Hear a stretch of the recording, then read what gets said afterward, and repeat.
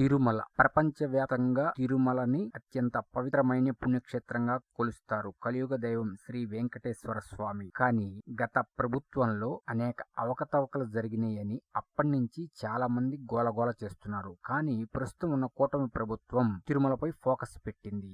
దానిలో భాగంగా గౌరవ ఎగ్జిక్యూటివ్ ఆఫీసర్ గారు శ్రీ శ్యామలరావు గారు అనేక విధాల చర్యలు తీసుకుంటున్నారు. గతంలో జరిగిన అవకతవకలు వెలికి తీస్తున్నారు. విజిలెన్స్ విచారణలు వేస్తున్నారు. అక్రమార్కుల ఆట కట్టిస్తున్నారు. కానీ దేవుడి ప్రసాదం తిరుమల లడ్డు అంటే ప్రపంచవ్యాప్తంగా ఎంతో ఆసక్తిగా ఎదురు చూస్తుంటారు. ఇప్పుడిప్పుడు ఆ లడ్డు కొద్దిగా తిన్నా చాలు జన్మ ధన్యం అని అంత రుచిగా ఉంటుంది. కానీ దాంట్లో కలిపే నెయ్యి కూడా కల్తీ చేసేట.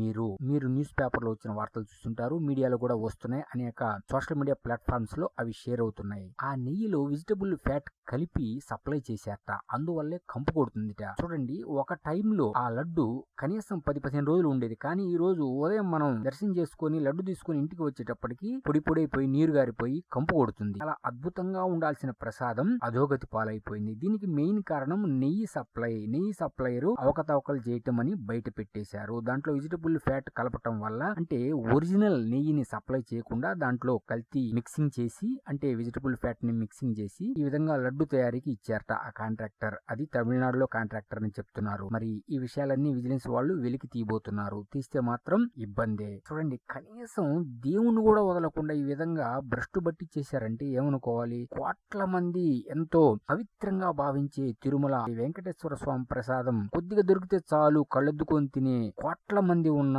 ఈ ప్రపంచంలో అటువంటి అద్భుతమైన ప్రసాదాన్ని కూడా కల్తీ చేయగలిగారంటే ఆలోచించండి. ఎవర్రా మీరంతా అని ఇప్పుడు ప్రజలు అనే స్టేజీకి వచ్చేశారు. చేత్కరించుకుంటున్నారు. ఈ వార్త తెలిసి అనేక మంది ఏమిటి ఈ విధంగా దేవుడి మీద కూడా పడ్డారు, దేవుడి డబ్బు కూడా దోచేశారా అని సర్వత్రా చర్చించుకుంటున్నారు.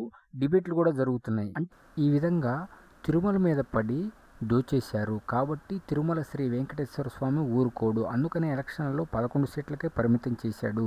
ఇప్పటికైనా బుద్ధి తెచ్చుకొని బుద్ధి మార్చుకుంటే మంచిది అని ప్రజలు అభిప్రాయపడుతున్నారు.